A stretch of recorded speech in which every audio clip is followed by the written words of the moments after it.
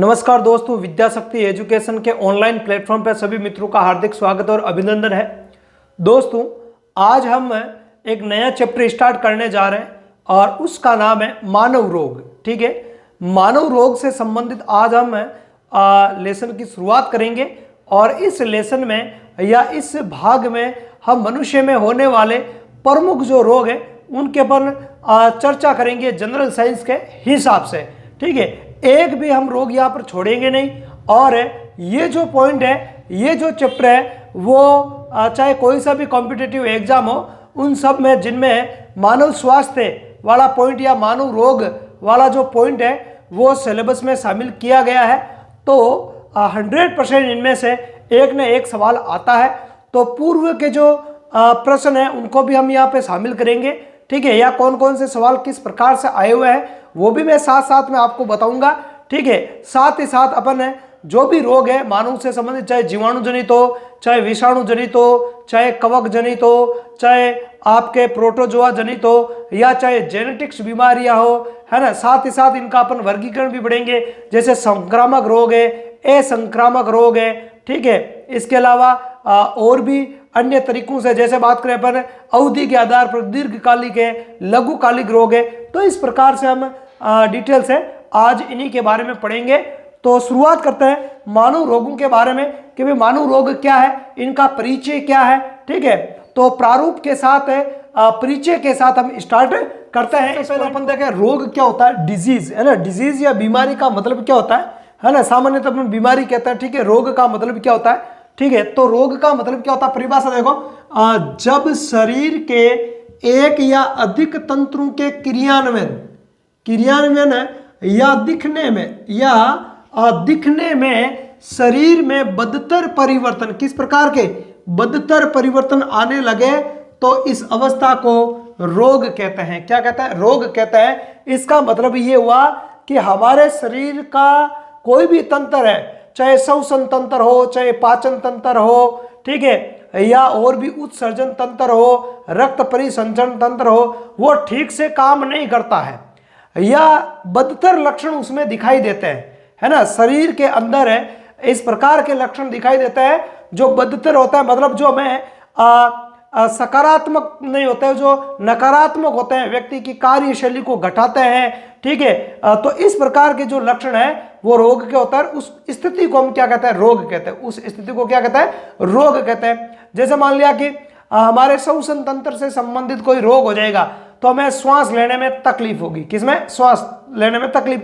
जैसे मान लिया कि फेफड़ों में किसी बैक्टीरिया का संक्रमण हो गया, तो बैक्टीरिया का संक्रमण हो गया फेफड़ों में, तो फेफड़ों में सूजन आ जाएगी। या मान लो कि आपको श्वास लेने में तकलीफ होगी या आपको खांसी भी हो सकती है। तो कहने का मतलब है कि वहां पे श्वसन तंत्र हमें ठीक से काम नहीं कर रहा है। ठीक है, तो इस प्रकार उस स्थिति को क्या कहते हैं, रोग कहते हैं, जिसमें हमारे शरीर का जो सिस्टम है, कोई भी तंत्र है वो ठीक से काम नहीं करता है। आगे देखें, आगे क्या है, एक और परिभाषा है इसकी, वो क्या है, शरीर में किसी भी प्रकार का विकार, शरीर के अंदर कोई विकार परिवर्तन, है ना, हानिकारक परिवर्तन। विकार का मतलब भी होता है कि नेगेटिव, है ना। शरीर में किसी भी प्रकार का जो विकार होता है उस विकार की स्थिति को क्या कहते हैं अपन, रोग कहते हैं। ठीक है, वो रोग कहलाता है। क्या कहलाता है, रोग। तो शरीर में उत्पन्न कोई भी किसी भी प्रकार का जो विकार है वो रोग कहलाता है। आगे, रोग अच्छे स्वास्थ्य में रुकावट उत्पन्न करते हैं। क्या करते हैं, रुकावट उत्पन्न करते हैं। बहुत सारे ऐसे रोग होते हैं जो हमें बाहर से दिखाई नहीं देते, है ना, बाहर से आप उनको देख नहीं सकते हो, पर व्यक्ति की कार्यशैली में कमी आ जाती है ना। व्यक्ति का हाव भाव है, थकावट है, ठीक है, तो इस प्रकार के लक्षणों से महसूस होने लग जाता है कि हाँ भाई व्यक्ति को अमुक रोग है। जैसे मान लिया कि हमें इन्फ्लुएंजा हो गया, है ना, इन्फ्लुएंजा का मतलब जुकाम, हमें जुकाम हो गया तो बार बार हमें छींके आएगी। ठीक है, नाक से पानी बहने लग जाएगा। तो सामान्यतः दूसरे व्यक्ति को तो हम बिल्कुल स्वस्थ दिखाई दे रहे, पर अपन का जो शरीर है वो ठीक से काम नहीं करेगा, हल्का सा सरदर्द रहेगा। ठीक है, नाकों से पानी बहने लग जाएगा। ठीक है, बार बार छींके आएगी।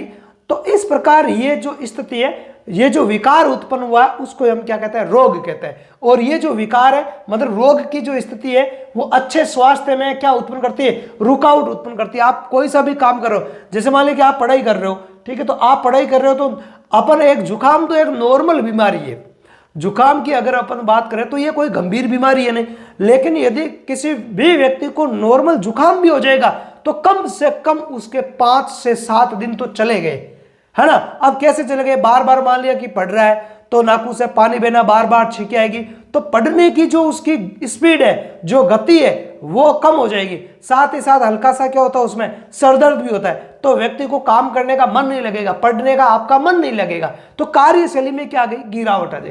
तो इस प्रकार रोग है वो एक उत्तम स्वास्थ्य में रुकावट डालता है, जिसकी वजह से हमारी जो कार्य करने की जो क्षमता है, जो दक्षता है, वो भी घट जाती है और हम अपने आप को अस्वस्थ महसूस करते हैं। आगे देखें, आगे क्या है, आगे कुछ तथ्यों को लिया। आगे देखो, रोग का सामान्य अर्थ क्या होता है, वो देखो असुविधा, है ना। इसलिए मैंने पहले कह दिया कि रोग का सामान्य अर्थ क्या होता है, असुविधा होता है। असुविधा का मतलब है कि हमारे शरीर में कोई कार्य या कोई कार्य विशेष या कोई तंत्र विशेष ठीक से कार्य नहीं कर रहा है, उसके कार्य में असुविधा उत्पन्न हो गई है। जैसे श्वसन तंत्र में कोई असुविधा उत्पन्न हो जाएगी तो वो श्वसन संबंधी रोग हो जाएगा, है। तो उस असुविधा को हम क्या कहते हैं, रोग कहते हैं। तो असुविधा होगी तो ठीक से काम नहीं कर पाएंगे, ठीक है। आगे बात करें, अब कुछ तथ्यों को यहां शामिल किया मैंने। कौन कौन से तथ्य देखो, तो एक तो आपके विश्व स्वास्थ्य दिवस। तो विश्व स्वास्थ्य दिवस है वो कब मनाया जाता है, उसको अपन देखते हैं। तो ये है 7 अप्रैल। कई बार ये चीजें हैं वो पूछ ली जाती है, ये आंकड़े, क्योंकि मानव स्वास्थ्य की अपन बात करें तो मानव स्वास्थ्य में केवल जरूरी नहीं है कि रोग के बारे में ही पूछा जाए, ठीक है। उससे जुड़ी हुई, स्वास्थ्य से जुड़ी हुई बहुत सारी चीजें हैं वो पूछी जा सकती है। आगे बात करें तो विश्व स्वास्थ्य दिवस है वो कब मनाया जाता है, 7 अप्रैल को। कब, 7 अप्रैल को। इसके अलावा आगे है विश्व योग दिवस। तो विश्व योग दिवस 21 जून को प्रतिवर्ष, है ना। 21 जून को क्या होता है, योग डे होता है। क्या होता है, योग डे। आगे अगला विश्व एड्स दिवस, है ना। विश्व एड्स दिवस कौन सा है, 1 दिसंबर, है ना। 1 दिसंबर है वो विश्व एड्स दिवस के रूप में मनाया जाता है। आगे देखें, आगे है आपके रोग एवं उनके लक्षणों का अध्ययन करना। विज्ञान की वह शाखा जिसमें रोगों का और रोगों के द्वारा उत्पन्न लक्षणों का अध्ययन किया जाता है, तो उस विज्ञान की शाखा को पैथोलॉजी कहते हैं। क्या कहते हैं उसको, उसको पैथोलॉजी कहा जाता है। आगे बात समझ, पैथोलॉजी ध्यान रखना है। इसके अलावा आगे बात करें तो आगे है अपने रोग के कारणों का अध्ययन करना, है ना, कि भाई रोग किस कारण से हुआ है, रोग के कारणों का विश्लेषण करना, अध्ययन करना। तो विज्ञान की वो शाखा क्या कहलाई जाएगी, वो कहलाएगी आपके इटियोलॉजी। क्या कहलाएगी, इटियोलॉजी के नाम से जानी जाती है। तो ये कुछ प्रमुख फैक्ट है, इनको आपको ध्यान रखना है। और भी मुख्य मुख्य फैक्ट है वो बीच बीच में आते रहेंगे, है ना, उनको हम पढ़ते रहेंगे। मानव रोग से संबंधित सारी की सारी चीजें मैं बताऊंगा।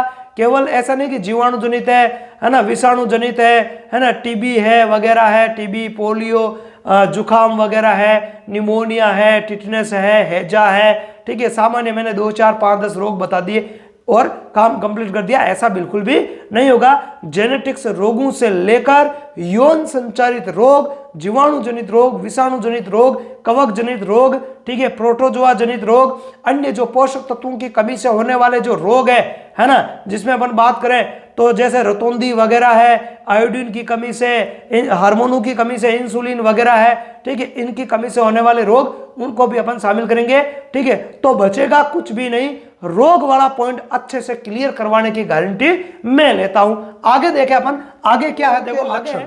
तो रोग के लक्षण क्या होता है, इनके बारे में अपन देखते हैं। वैसे हम सब जानते हैं भाई रोग के लक्षण क्या होता है, पर फिर भी एक बार थोड़ा सा देख लेते हैं अपन, ठीक है। जब कोई रोग होता है ना, जब हमारे शरीर में कोई सा भी रोग होता है, तब शरीर के एक या अनेक, हमारे शरीर के एक या अनेक अंगों एवं तंत्रों में, किन में, या तो अंगों में या हमारे शरीर के जो तंत्र होता है, जैसे पाचन तंत्र है, श्वसन तंत्र है ना, जनन तंत्र है आदि, या अंगों की बात करें जैसे नाक है, कान है, गला है ना, मुंह है, हाथ है वगैरह, ऐसे आमाशय है, छोटी आंत है, बड़ी आंत है, ठीक है, लीवर है।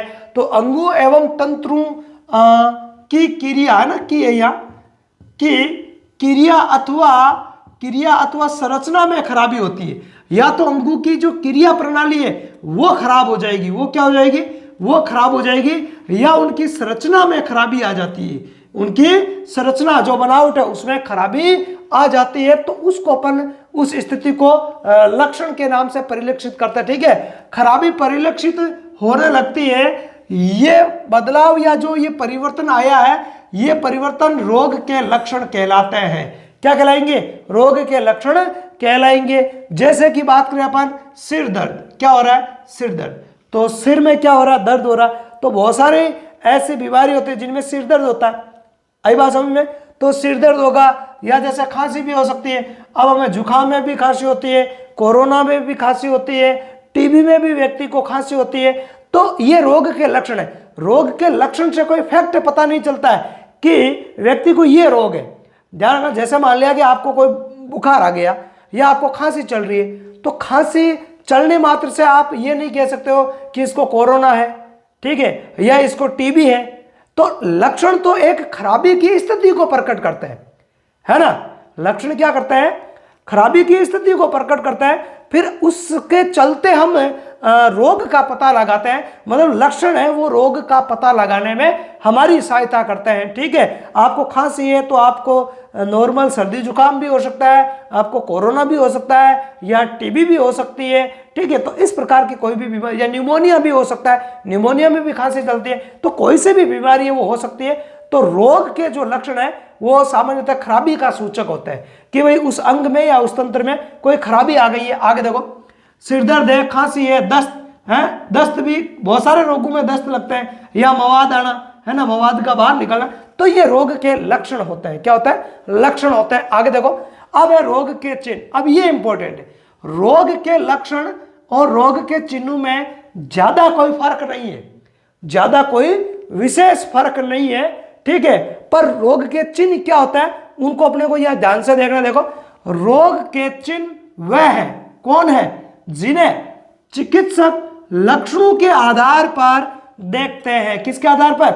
लक्षणों के आधार पर देखते हैं। चिन्ह वही है जिनको जो एक डॉक्टर होता है वो लक्षणों के तौर पर देखता है। किसके तौर पर देखता है? लक्षणों के तौर पर देखता है। और वो लक्षण जिससे रोग की सही पुष्टि होती है, रोग की क्या होती है? सही पुष्टि होती है, तो वो रोग के चिन्ह कहलाते हैं। आगे देखो, लक्षण किसी विशेष रोग के बारे में, आ गया ना, है ना, लक्षण किसी विशेष रोग के बारे में सुनिश्चित संकेत देते हैं, तो उस लक्षण को ही रोग का चिन्ह कहा जाता है। आगे बात समझ में? जैसे मान लिया कि एक से या एक लक्षण को अपन प्रॉपर शामिल नहीं करेंगे, है ना। जैसे मान लिया कि किसी को टीबी है ना, तो मान लिया कि उसको बार बार खांसी हो रही है, तो अब उसको टीबी हो रखी है ना, क्षय रोग बोलते हैं जिसको, तो टीबी हो रखी है उसको, तो केवल जो खांसी होती है, तो खांसी तो और भी बीमारियों में होती है, लेकिन खांसी के साथ साथ यदि बलगम बाहर निकलता है या श्वास लेने में तकलीफ होती है, तो डॉक्टर को पता चल जाता है कि ये जो खांसी है ये टीबी का लक्षण है। किसका लक्षण है? टीबी का लक्षण है। तो इस प्रकार रोग के चिन्ह है, हालांकि लक्षणों को ही आधारभूत रूप में डॉक्टर चिन्हों के रूप में प्रयुक्त करता है, पर उस ऐसे लक्षण जिनसे फैक्ट पता चलता है कि भाई हाँ ये अमुक बीमारी है, तो वो रोग के क्या कहलाएंगे? चिन्ह कहलाएंगे। जैसे सर दर्द हो रहा है, तो सर दर्द तो सर्दी जुकाम में भी होता है, बुखार में भी होता है, बहुत सारी बीमारियों में व्यक्ति का सर दर्द होने लग जाता है। तो सर दर्द कोई एक चिन्ह नहीं हुआ, सिर्फ वो एक लक्षण है। क्या है? लक्षण। और लक्षण खराबी को प्रदर्शित करता है। ठीक है, आगे बात करें। आगे क्या है? आगे चिकित्सक रोग के सही कारण को जानने के लिए प्रयोगशाला में, किसमें?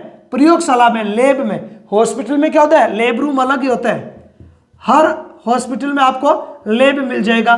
तो लैब में कुछ परीक्षण, है ना, परीक्षण का मतलब है डायग्नोसिस, परीक्षण भी करवा सकता है। तो हम जाते हैं, कई बार बाहर से भी जांच करवाने के लिए बोलता है, तो हम जाते हैं, तो वहां पे देख लेना आप, ऊपर जो भी जांच केंद्र है तो वहां पे लिखा हुआ होता है डायग्नोस्टिक सेंटर। क्या लिखा हुआ रहता है? Diagnostic centre. तो डायग्नोस्टिक सेंटर का मतलब होता है परीक्षण केंद्र। क्या होता है? या निदान केंद्र। क्या कह सकते हैं? डायग्नोस्टिक सेंटर क्या होता है? निदान केंद्र होता है। क्या होता है? निदान केंद्र। हिंदी में क्या बोलेंगे इसको? निदान केंद्र। अब रोग का निदान, तो वहां पर रोग का निदान किया जाता है। क्या किया जाता है? उस परीक्षण के आधार पर प्रयोगशाला में जो परीक्षण किया जाता है उसकी जो रिपोर्ट आती है ना, उससे निदान में सहायता मिलती है। निदान और उपचार दो चीजें अलग अलग है। निदान का मतलब होता है रोग का एग्जैक्ट कारण पता करना, है ना, रोग का एग्जैक्ट कारण पता करना, या कि कौन सा रोग है, कौन सा रोग है, तो वो होता है निदान।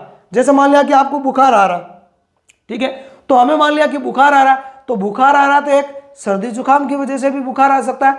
इसके अलावा अपन बात करें तो जैसे आप कहें सर्दी जुकाम के अलावा आपको मलेरिया है, उसमें भी आपको बुखार आता है, या आप मान लेता है कि जो डेंगू बुखार है उसमें भी बुखार आता है, ठीक है। तो इससे डॉक्टर को क्या पता नहीं चलता है। अब डॉक्टर आपसे पूछता है कि भाई आपको ठंड लग के बुखार आ रहा है, चक्कर आ रही है, उल्टी हो रही है, क्या हो रहा है, ठीक है, तो हम उसको कारण लक्षण बताते हैं। और भी यदि डॉक्टर सेटिस्फाई नहीं हो पाता है तो हमें रिपोर्ट लिखता है ना, कि भाई जाओ और परीक्षण करवा के लेके आओ, लैब में जाओ, है ना, तो अपन उसकी जांच करवाते हैं। और जांच में आपकी प्लेटलेट्स डाउन है, WBC ज्यादा है, ठीक है, क्या स्थिति है, उसके आधार पर रोग का सही पता लगाया जाता है। तो वो स्थिति कहलाती है निदान, और फिर उसके आधार पर उपचार किया जाता है, ट्रीटमेंट किया जाता है ना। तो ट्रीटमेंट है उपचार, और निदान का मतलब डायग्नोसिस।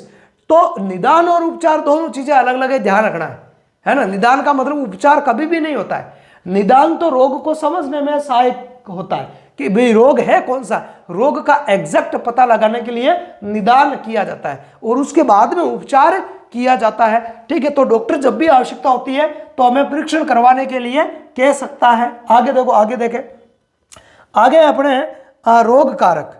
रोग कारक को अंग्रेजी में बोलता है पैथोजन, और ये कई बार ये वर्ड आया हुआ है, जानना कि पैथोजन किसको कहते हैं। आगे बात सुन, तो रोग उत्पन्न करने वाले कारकों को ही क्या कहता है, पैथोजन कहते हैं। ध्यान रखना, जो भी कारक, कोई सा भी कारक हो हमारे शरीर में, यदि वो रोग उत्पन्न करता है तो उस कारक को अपन क्या कहते हैं, पैथोजन कहेंगे। क्या कहेंगे, उस कारक को हम पैथोजन कहते हैं, ठीक है। और ये जो कारक होता है, ये कारक आपके जैविक भी हो सकता है और अजैविक भी हो सकता है, मतलब सजीव कारक भी हो सकता है और निर्जीव कारक भी हो सकता है। अब जैविक कारकों में अगर अपन बात करें तो जैसे मान लिया कि जीवाणु जनित रोग है, जीवाणु है, विषाणु है, इसके अलावा बात करें कवक है, आगे बात में प्रोटोजोआ है, या और भी अन्य कोई सूक्ष्म जीव है वो हो सकता है। तो वो क्या कहलाएगा, आपके जैविक कारक कहलाएगा। क्या कहलाएगा, जैविक कारक कहलाएगा। हालांकि यहाँ पे विषाणु एक मध्य जैविक कारक है, क्योंकि विषाणु न तो पूरे सजीव होता है और न ही निर्जीव होता है। विषाणु को मध्य जैविक कारक है मानता है। प्रॉपर एग्जैक्ट आंसर में मध्य जैविक में आएगा ये, न तो ये अजैविक है न भी जैविक है, पर सामान्य विज्ञान के दृष्टिकोण से मैं यहाँ इसको शामिल कर रहा हूँ, ठीक है। और अजैविक कारकों में बहुत सारे अजैविक कारक है, उनके कारण भी हमें रोग हो। जैसे मान लिया कि आयोडीन की कमी से आपको घेंगा रोग होता है, आयोडीन पोषक तत्वों की कमी से घेंगा रोग होता है। विटामिन ए की कमी से रतौंधी रोग होता है। तो विटामिन ए है, B1 है, B2 है, विटामिन सी है, विटामिन डी है। तो विटामिनों की कमी से या पोषक तत्वों की कमी से जो भी रोग होता है तो वो तत्व क्या है, वो अजैविक कारक है। भाई आयोडीन कोई जैविक थोड़ी है, विटामिन कोई जैविक कारक थोड़ी है। तो अजैविक कारकों में बात करें तो जैसे आपके विटामिन आ जाएंगे, कौन आ जाएंगे, विटामिन आ जाएंगे। इसके अलावा पोषक तत्व आ जाएंगे, पोषक तत्व आ जाएंगे। और भी जो अन्य घटक है जो सजीव नहीं है तो वो सब अजैविक घटकों में आएंगे। तो अजैविक या जैविक कोई सा भी जो घटक है जिसकी वजह से हमारे शरीर में कोई रोग उत्पन्न होता है तो उस कारक को अपन बोलते हैं पैथोजन। क्या बोलते हैं, पैथोजन। जैसे बहुत सारी एलर्जिक बीमारियों में एलर्जी कारक होता है, जैसे परागकण है, धूल मिट्टी डस्ट वगैरह है, ठीक है। तो ये एलर्जी कारक है, वो भी हो सकता है, तो वो भी निर्जीव है। तो पैथोजन के रूप में सजीव भी हो सकता है और निर्जीव भी हो सकता है। तो रोग उत्पन्न करने वाला कोई सा भी कारक है तो उसको अपन रोगजनक कहते हैं। क्या कहते हैं, रोगजनक या पैथोजन कहते हैं, ठीक है। आगे देखते हैं मानव रोगों का वर्गीकरण। तो मानव रोगों का जो वर्गीकरण है वो किस प्रकार से है, क्योंकि अपन रोगों को पढ़ने से पहले उनको वर्गीकृत करेंगे और उसके बाद में ही आगे पढ़ेंगे। यदि रोगों का वर्गीकरण अपन ठीक ढंग से नहीं करेंगे तो ये चीज़ें हमें समझ में भी नहीं आएगी। और कई बार इनमें से भी क्वेश्चन है वो आता है ऊपर से, वर्गीकरण के आधार पर भी कई बार है वो प्रश्न है वो पूछे गए। तो बात करें अपन वर्गीकरण के आधार पर रोगों को कितने भागों में बांटा गया है, तो देखो अपन पढ़ते हैं मानव रोगों को अनेक प्रकार से, है ना, एक प्रकार से नहीं, अनेक प्रकार से वर्गीकृत किया जा सकता है। आगे बात समझ, वर्गीकरण करने का आधार है वो अलग अलग हो सकता है, तो अनेक आधारों से अनेक प्रकार से मानव रोगों को अपन वर्गीकृत कर सकते हैं। इनमें से देखो, इनमें से प्रमुख वर्गीकरण निम्न है। तो आपके जनरल साइंस के हिसाब से जो चलते हैं उन वर्गीकरणों को मैंने यहाँ पर शामिल किया है और उन्हीं के अकॉर्डिंग हम यहाँ पर पढ़ेंगे। तो 3 आधार मैंने यहाँ पर लिए हैं। पहला आधार कौन सा है? पहला है अपने रोग की अवधि के आधार पर। किसके आधार पर? अवधि का मतलब है कितने टाइम तक रोग रहता है ना, आपके शरीर में रोग है वो कितने समय तक रहता है, तो उसके आधार पर। तो रोग 2 प्रकार के होते हैं ना, अवधि के आधार पर जो रोग है वो कितने प्रकार के होते हैं? 2 प्रकार के होते हैं। एक तो आपके दीर्घकालिक रोग, दीर्घकालिक रोग का मतलब हो गया जो लंबे समय तक रहते हैं, है ना, बहुत ही लॉन्ग टाइम तक रहते हैं, ऐसे रोगों को दीर्घकालिक रोग कहते हैं। जैसे मान लिया कि टीबी है, कैंसर है, HIV एड्स है, तो ये सब दीर्घकालिक रोगों में आएंगे, है ना। आगे बात करें अल्पकालिक रोग। अल्पकालिक रोग है वो बहुत थोड़े समय के लिए होता है, कितने? थोड़े समय के लिए। अब थोड़ा समय कितना? लगभग 1 सप्ताह मान लो, लगभग मोटे तौर पर 1 सप्ताह। कितना? 1 सप्ताह है, लगभग 1 सप्ताह। जैसे मान लिया आपको सर्दी जुकाम हो गया या नॉर्मल बुखार आ रहा है, ठीक है, या इस प्रकार के टाइफाइड है, मलेरिया है, इस प्रकार के जो रोग होता है वो मुश्किल से 7 से 10 दिन के अंदर आपके ठीक हो जाता है। डेंगू वगैरह, मलेरिया, तो ये रोग ऐसा नहीं कि डेंगू हो गया तो अब 1.5 साल तक आपके चलेगा, ऐसा नहीं। 2-4 महीने ठीक ही नहीं होगा, ऐसा नहीं है ना। मुश्किल से आपने डेंगू हुआ, मलेरिया हो गया, ठीक है, सर्दी जुकाम हो गई, आप डॉक्टर के पास में गए, 8 से 10 दिन में रेंज है ना, 7 से 10 दिन में आप आराम से ठीक हो सकते हो, ठीक है। तो वो अल्पकालिक रोग होता है। तो इनमें से भी कई बार पूछा जाता है कि निम्न में से कौन सा रोग अल्पकालिक है या निम्न में से कौन सा रोग दीर्घकालिक है, ठीक है। तो कई सवाल ऐसे आते हैं, ठीक है, और पुराने पेपरों में सवाल आए हुए भी है, ठीक है। जब मैं प्रश्नों वाली क्लास जब अपलोड करूंगा तो इस प्रकार के प्रश्न है वो उसमें भी मैं डालूंगा। आगे बात करें, अगला वर्गीकरण का आधार क्या है? अगला आपके संचरण के आधार पर। संचरण का मतलब है फैलने का तरीका। संचरण का मतलब क्या हो गया? फैलने का तरीका, किस प्रकार से फैलता है, फैलने का तरीका, ठीक है। तो फैलने का तरीका क्या है, रोग के फैलने का तरीका क्या है? तो उस आधार पर रोग 2 प्रकार के होते हैं। पहला है संक्रामक रोग और दूसरा है असंक्रामक रोग। संक्रामक रोग का मतलब हुआ ऐसे रोग जो एक रोगी व्यक्ति से स्वस्थ व्यक्ति में फैलते हैं, है ना। एक रोगी व्यक्ति से रोग है वो जल के द्वारा, वायु के द्वारा, ठीक है, या और किसी भी छूने से, संपर्क से, या और किसी भी माध्यम से रोगी व्यक्ति से वो रोगाणु निकलकर कहाँ पहुंच जाता है? एक स्वस्थ व्यक्ति तक पहुंच जाता है। तो ऐसे रोग संक्रामक रोग कहलाता है। जैसे हैजा है, तो हैजा दूषित पानी से होता है, जीवाणु जनित होता है रोग ये। तो सूक्ष्म जीवों के द्वारा जितने भी जो रोग होता है वो कैसे होता है? संक्रामक रोग होता है। तो हैजा हो गया, आपके मलेरिया, डेंगू क्या है? संक्रामक रोग है। एक व्यक्ति को मच्छर ने काटा है, वो यदि दूसरे को काट लेता तो उसमें भी वो चला जाएगा। तो मच्छरों के द्वारा क्या हो रहा है? उसका संचरण हो रहा है। तो मलेरिया है, डेंगू है, हैजा है, टाइफाइड है, ठीक है, इस प्रकार के टीबी है, HIV एड्स है, इस प्रकार के जो रोग होते हैं वो संक्रामक रोग होते हैं। और जीवाणु द्वारा, विषाणु द्वारा, कवक द्वारा जितने भी रोग, मतलब सूक्ष्म जीवों के, इसका हिंट दूं मैं, इसका हिंट यही है कि सूक्ष्म जीवों के द्वारा जो भी रोग होता है वो सब है संचरणशील रोग है या संक्रामक रोग है। सूक्ष्म जीव के द्वारा कोई सा भी रोग होता है तो वो संक्रामक रोग है, क्योंकि सूक्ष्म जीव जल है, वायु है, या उस रोगी की वस्तुओं या और भी संपर्क बनाने आदि के माध्यम से वो रोगाणु है वो एक रोगी से दूसरे रोगी में फैल जाता है। वाहक भी आ सकते हैं, जैसे मच्छर वगैरह है, चूहा वगैरह है। चूहा प्लेग का संचरण करता है, ठीक है, तो चूहा वाहक हो गया प्लेग रोग का। तो इस प्रकार के जो रोग है वो संक्रामक रोग होता है और ये रोग सूक्ष्म जीवों के द्वारा होता है। ये आपको ट्रिक बना के चलना है। जिस रोग का कोई ना कोई सूक्ष्म जीव रोग कारक है, जीवाणु, विषाणु, कवक, प्रोटोजोआ, तो वो सब के सब संक्रामक रोग होता है। और अब है आपके असंक्रामक रोग। तो असंक्रामक रोग है जो संक्रमण के द्वारा नहीं फैलते या रोगी व्यक्ति से स्वस्थ व्यक्ति में नहीं फैलते, तो उनको अपन कहते हैं असंक्रामक रोग। कौन से रोग? असंक्रामक रोग कहेंगे। जैसे मान लिया कि पोषक तत्वों की कोई कमी से कोई रोग हो रहा है, जैसे मान लिया कि किसी को मान लिया कि रोतोंदी है, तो रोतोंदी उस व्यक्ति के पास में रहने से, उठने बैठने, साथ में सोने से, खाने पीने से उसका रोतोंदी रोग आप में थोड़ी हो सकता है, नहीं हो सकता है। गाइट रोग, गेंगा रोग है, वो भी नहीं हो सकता है, क्योंकि आयोडीन की कमी से हो रहा है। तो आयोडीन की कमी तो उसमें है, अगले वाले में, आप में थोड़ी है। या उसके पास में रहने से, उसकी वस्तु का उपयोग करने से उस आपके अंदर भी आयोडीन की कमी हो जाएगी, ऐसा थोड़ी है। तो इस प्रकार के पोषक तत्वों की कमी से जो भी रोग हो रहा है ना, चाहे रिकेट्स है ना, चाहे स्कर्वी है, चाहे आपके रोतोंदी है, ठीक है, तो इस प्रकार के जो रोग है वो आपके असंक्रामक रोग होते हैं ना। तो पोषक न्यूनता रोग लिख देता हूं मैं, पोषक न्यूनता रोग, पोषक न्यूनता रोग। और एक है आपके उनकी अपन बात करें तो जैसे ये हो जाएंगे अपने जन्मजात रोग। कौन से? जन्मजात रोग, है ना। आनुवंशिक रोग भी कह सकते हैं अपन। तो ये एक व्यक्ति से दूसरे व्यक्ति में नहीं फैलते हैं ना, हाँ, वो पीढ़ी दर पीढ़ी जाने का वो वंशानुगत का तरीका अलग होता है, ठीक है।